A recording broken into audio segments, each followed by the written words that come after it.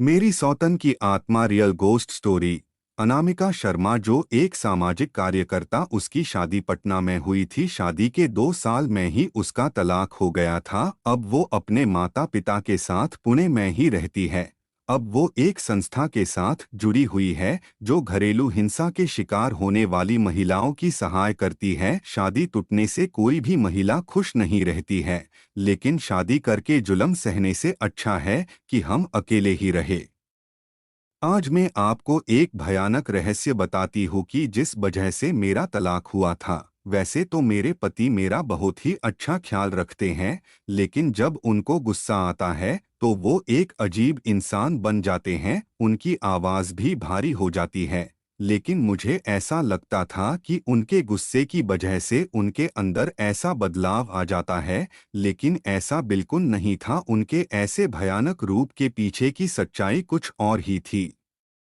एक रात को मैं और मेरे पति सो रहे थे। वहीं पे अचानक मुझे महसूस हुआ कि मेरे पति लंबी लंबी सांसें ले रहे थे और नींद में ही बोल रहे थे कि मुझे माफ करो, अब बस करो, अब बस करो, मुझे अब छोड़ दो। जो भी हुआ है उसमें मेरा कुछ भी कसूर नहीं है।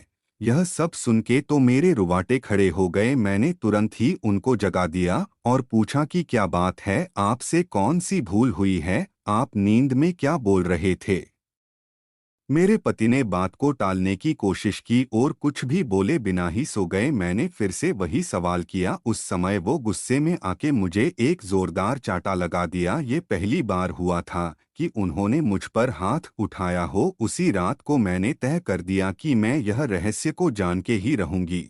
दूसरे दिन मैंने अपनी सास से उनके बेटे की कसम दिलाकर सारी सच्चाई के बारे में जान लिया कि हमारी शादी से पहले मेरे पति की दूसरी लड़की के साथ सगाई हो चुकी थी और 3 महीने के अंदर वो सगाई टूट चुकी थी। सगाई टूटने कारण वो लड़की ने पंखे से लटकर आत्महत्या कर ली थी और वही लड़की अब प्रेत बनकर मेरे पति को हैरान कर रही है। इस बात के कारण कोई भी परिवार अपनी बेटी देने के लिए तैयार नहीं हो रहे थे, इसीलिए उन्होंने ये बात हमसे छुपाई थी। उस रात मैं अपने पति से खूब लड़ाई की और मैंने छुटाछेड़ लेने का फैसला कर लिया, क्योंकि इतनी बड़ी सच्चाई हमसे छुपकर हमें धोखा दिया था। एक रात को करीबन रात के 2 बजे मुझे जगाकर बोले कि तुम इस कमरे से बाहर निकल जाओ। उस समय उनकी आंखें खून से लाल चोर हो गई थी और मेरे सामने इस तरीके से देख रहे थे कि मैं कोई पराई व्यक्ति हूँ। मुझे पता था कि इस समय अगर मैं विरोध करूंगी तो वो मेरे साथ मारपीट करेंगे, इसीलिए मैं चुपचाप वहां से बाहर निकलकर ड्राइंग रूम में आ गई। लेकिन मुझे नींद नहीं आ रही थी, इसीलिए मैं यह सोच रही थी कि मेरी आगे की जिंदगी कैसे बीतेगी। उसी समय बेडरूम से किसी के बात करने आवाज आने लगी। मेरा हृदय डर के मारे कांपने लगा, क्योंकि कमरे में मेरे पति के अलावा वहां पे कोई नहीं था। मैं तुरंत कमरे से झांक कर देखा तो मेरे तो होश ही उड़ गए।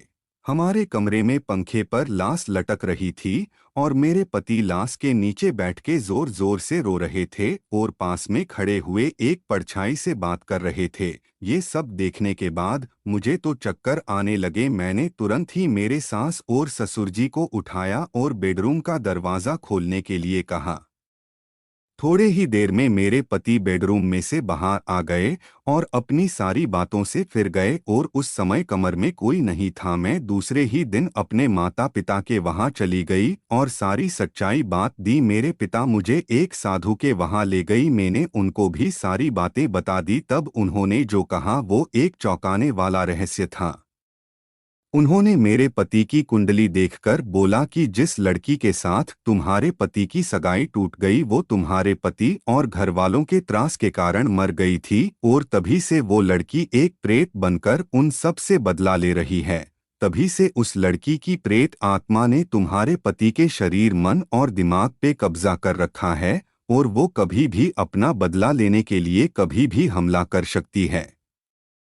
दूसरे ही दिन मैंने छुटाछेड़ा लेने के लिए कागजात तैयार कर लिए। छुटाछेड़ा लेने के बाद में उस भयानक वातावरण से बाहर आ गई। मेरी खुशनसीबी है कि मैं जिंदा और सही सलामत हूँ, क्योंकि मुझे लगता था कि मेरे पति और उनकी पहले की मंगेतर मेरी जान भी ले सकते थे।